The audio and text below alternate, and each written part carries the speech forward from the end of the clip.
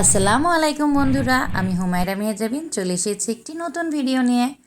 আমাদের সমাজে একটি কথা কিন্তু প্রচলিত আছে যে মামা ভাগ্নে যেখানে বিপদ নেই সেখানে, বা আপদ নেই সেখানে।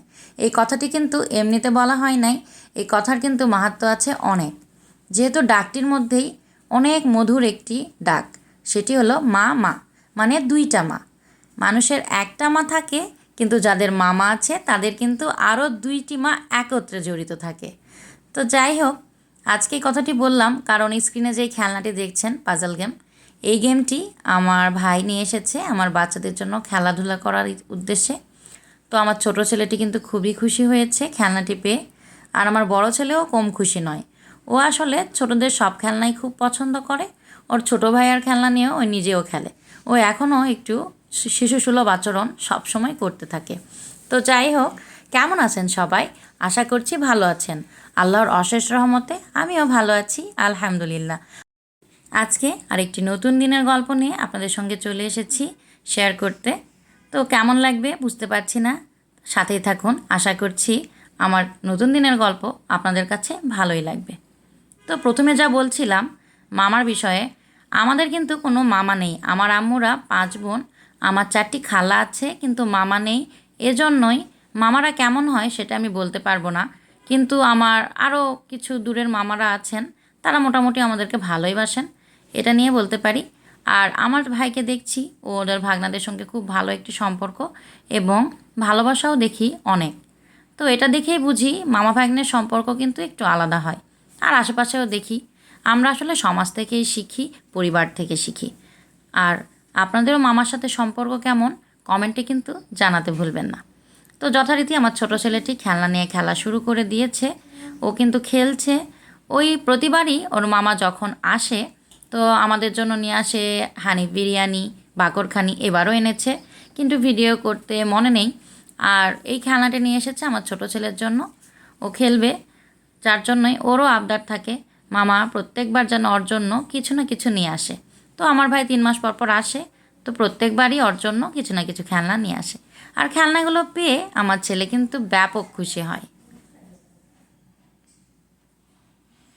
ও কিন্তু এসব মেলাতে পারে না, এগুলো ওর বড় ভাইয়াই মিলিয়ে দেয়। এই জন্যই বলছিলাম যে আমার বড় ছেলে কিন্তু এই গেমগুলো খেলতে খুব ভালোবাসে, ছোটোবেলায় ও খেলতো। তো যাই হোক, সকালটা ওদের সঙ্গে কাটালাম, খেলাধুলা করলাম। এরপর যেহেতু সামনে ঈদ, কিছু কাজ কিন্তু আমাদের করে নিতেই হবে, এবং কিছু কিছু জিনিস থাকে যেগুলো বাজার করা হলেও বাকি থেকে যায়, আরও কিছু কিনতে হয়। তো আজ সেরকমই একটি দিন। বাজার গুছিয়ে নেওয়ার পরে দেখি কিছু কিছু জিনিস শেষ হয়ে গিয়েছে বা এক্সট্রা লাগতে পারে ঈদের পর। যেহেতু এখন আমরা জানতে পেরেছি এই ঈদে আমার ননদরা আবার আসবে। আমার একটি ননদের একটা প্রোগ্রাম আছে যার জন্য দাওয়াত। তো আমার ননদরা আসবে, সবাই আসবে, কিছু বাজার এক্সট্রা করে রাখছি, কারণ এগুলো আছে তারপরেও যদি লাগে তখন ব্যবহার করতে আবার দোকানে যেতে হবে। ঈদের সময় তো জানেন, কুরবানি ঈদে কিন্তু খুব খাটনি, খুব ক্লান্তি।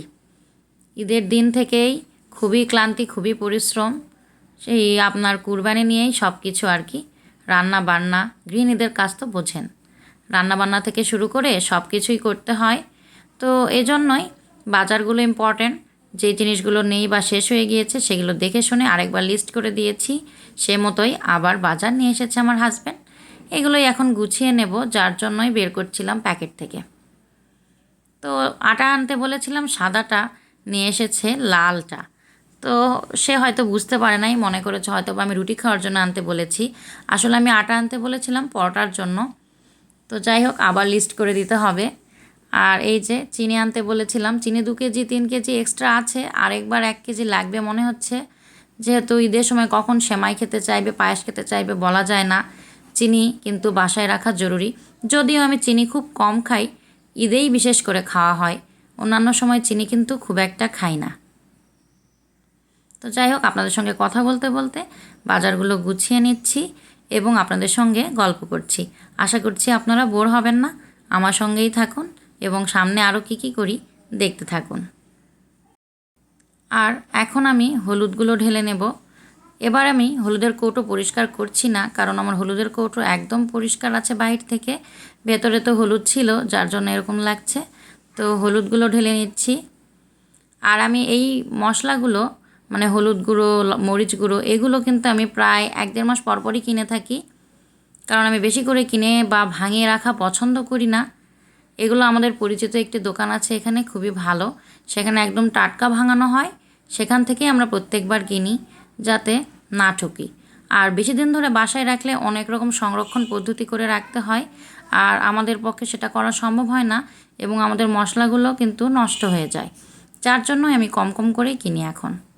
গতবার অনেক বেশি কেনা হয়েছিল, সাদা এলাচ, কালো এলাচ, সারাদিন এগুলো বের করে করে রোদ দিতে হয়েছে, এজন্যই এবছর সব কিছু একটু সীমিত পরিমাণে আনতে বলেছি। আর এখন আমি গুড নাইটটা লাগিয়ে নিচ্ছি, কারণ আমাদের এখানে প্রচুর মশা, আর যেহেতু আমি নিচতলায় থাকি এখানে কিন্তু অল টাইম এই গুড নাইটটা অন করে রাখতে হয়, না হলেই কিন্তু মশারা খুব বেড়ে যায় রুমের ভিতরে। আর কয়েল দিলে তো বোঝেন বাচ্চাদের নিঃশ্বাসের সমস্যা হয়, চোখ জ্বালা করে। কয়েলও কিনে রাখা হয়, কিন্তু বেশিরভাগ সময় আমি গুড নাইটটাই প্রেফার করি আগে। এবার আমি সব কিছু প্যাকেটের মধ্যে ঢুকিয়ে দেব। আগে থেকে কিছু ছিল, এই যে সেমাই, এই যে সাদা ময়দা, যাই হোক লালটা এনেছে সমস্যা নেই, লালটা রুটির কাজে ব্যবহার করব, আর সাদাটা পরোটা বা লুচি বানিয়ে দেব সবাইকে।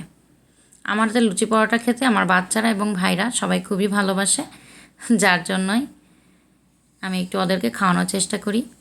আর এই যে ডিমও নিয়ে এসেছে, ডিমগুলো আমি না ধুয়েই রাখি, কারণ আমার ডিম খুব বেশি টেকে না, আর ডিম 20টা করে নিয়ে আসি, শেষ হলে আবার নিয়ে আসি, 7 দিন পর পর বা 10 দিন পর পরই আমার ডিম আনতে হয়, কারণ আমার বাচ্চারা প্রতিদিন 2টা করে ডিম খায়।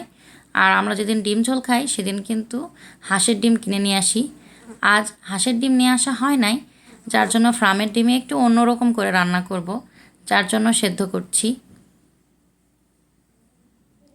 সেদ্ধ করার জন্য প্রেসার কুকারে ডিমগুলো দিয়ে দিলাম এবং তার সাথে পানিও দিয়ে দিলাম। এবার এটা আমি রান্না করার জন্য চুলায় উঠিয়ে দেব। যেহেতু সামনে ঈদ, একটু হালকা খাবারই খাচ্ছি, কারণ ঈদের সময় তো মাংস খাওয়া হবে, আর বেশি মাংস খেতে খেতে তখন কিন্তু আর কোনো কিছুই ভালো লাগবে না, তখন আবার ভর্তা, চচ্চড়ি এগুলো ভালো লাগবে। তো এখন ফ্রিজটাও যেহেতু পরিষ্কার করব, ফ্রিজটা ফাঁকা করার জন্য সব খাবার খেয়ে শেষ করছি। আর এদিকে গুড নাইটটাও কিন্তু লাগিয়ে দিলাম, এটা আমি একদম আমার বাসার মিডল পয়েন্টে লাগিয়ে দিই, যাতে সব ঘরেই এটা কভার করতে পারে। আর এর সাথে তেলগুলোও ঢেলে নিচ্ছি। ঈদের আগে কিছু কিছু কাজ গুছিয়ে নিলে ঈদে কিন্তু খুবই আরামে চলা যায়, কারণ কুরবানি ঈদে কিন্তু ঝামেলা যতই আমরা গুছিয়ে রাখি না কেন, ঈদের দিনকে একদম মাথা ঠিক থাকে না। একদিকে গরু জবাইয়ের কাজ, যদিও এটা ওগুলো করে হলো আমাদের কষায় আসেন আর সাথে লোক থাকে, তারপরেও বাসার ভেতরে এটা ওটা ঘটি বাটি করতে করতে কিন্তু অনেক এলোমেলো হয়ে যায়, এবং ঈদের দিনে কাজের লোক সকালে এসে কাজ করে যায়, দুবেলা কিন্তু আসে না আর পাওয়াও যায় না, এগুলোই অনেক কাজ। তারপর আবার গরু জবাই হয়ে গেলে সেগুলো বিতরণ করতে হয়, ফ্রিজে রাখতে হয়, মানে কাজের শেষ নেই।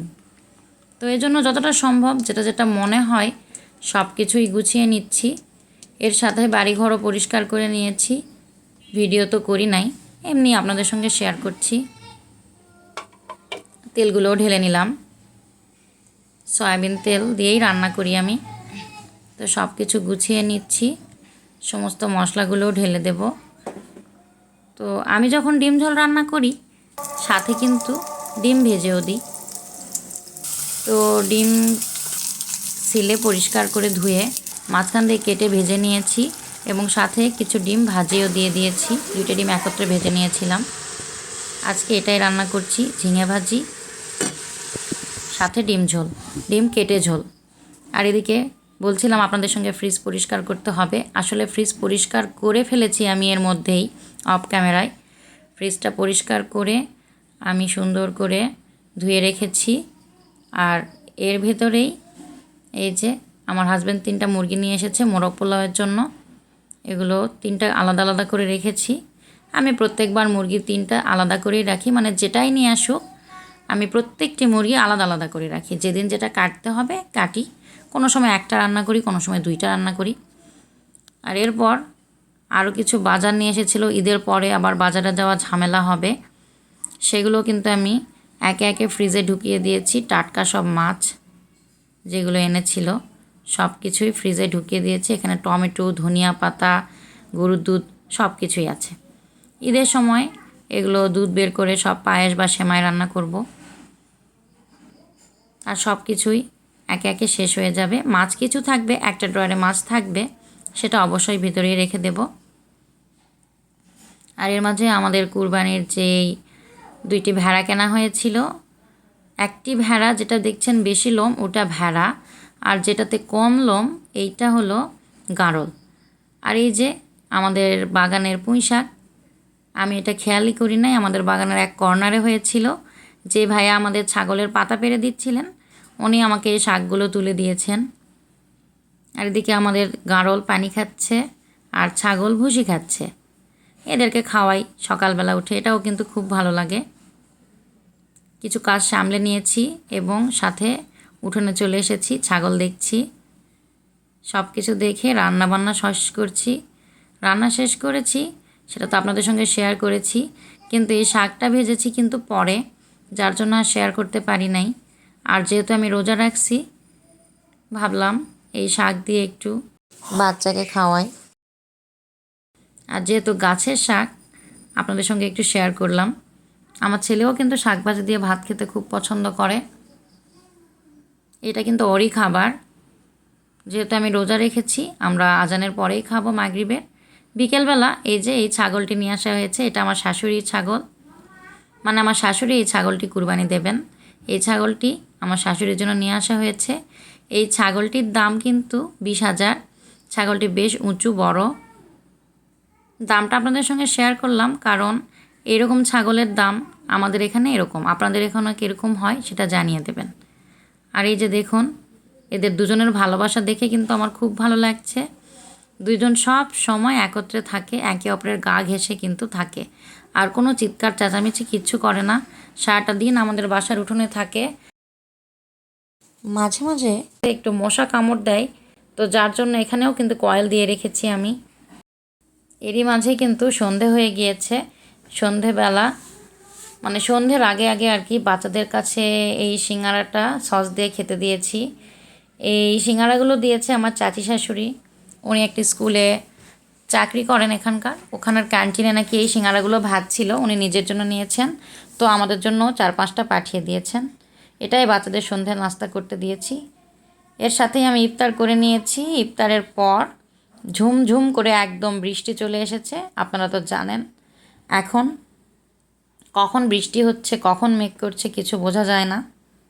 তো সবাই বৃষ্টি দেখছে আর আমার বাচ্চা ভেড়া নিয়ে খেলছে। বৃষ্টি শেষ হলেই এই ভেড়াগুলো কিন্তু আমরা অন্য বাসায় পাঠিয়ে দেব, যেখানে ওরা সারা রাত থাকে এবং পরের দিন সকালে ওরা আমাদের বাসায় চলে আসে। সকাল থেকে আমরা ওদের দেখে শুনে খাওয়াই এবং বাচ্চারা খেলাধুলা করে, এবং সন্ধ্যের পর খাওয়ানো শেষ হলে আবার যথারীতি নির্দিষ্ট ঠিকানায় চলে যায় আমাদের এই ভেড়া দুটো। তো এভাবেই আজকের দিনটি শেষ হয়ে গিয়েছে আমার। এরপর আমার হাজব্যান্ড লিচু নিয়ে এসেছেন। তো এবছর প্রচুর লিচু খাওয়া হয়েছে। এবছর কেন, প্রতি বছরই খাওয়া হয়। আমার হাজব্যান্ড সে খুবই লিচু পছন্দ করে। ছোট থেকে আমার শ্বশুর তাকে খাইয়েছে, মানে আমাদের বাড়ির সবাইকে খাইয়েছে, মানে আমার হাজব্যান্ড আরও আমার ননদরা, ওরা সবাই লিচু খেতে খুব পছন্দ করে। একদম জিরো থেকে, মানে সবুজ রং লিচু থেকে শুরু করে খাওয়া, একদম বাজারের শেষ দিনে যতদিন বিক্রি হয় আমাদের এখানে লিচু, প্রত্যেকটি দিন কিন্তু এই লিচু নিয়ে আসা হয় এবং খাওয়া হয়, এবং অনেক খাই, কিন্তু আল্লাহর রহমতে কোনো ক্ষতি হয় না। আজকের ভিডিও এ পর্যন্তই। আশা করছি আপনাদের ভালো লাগবে। ভালো লাগলে লাইক এবং সাবস্ক্রাইব করে দেবেন। আসসালামু আলাইকুম, আল্লাহ হাফেজ।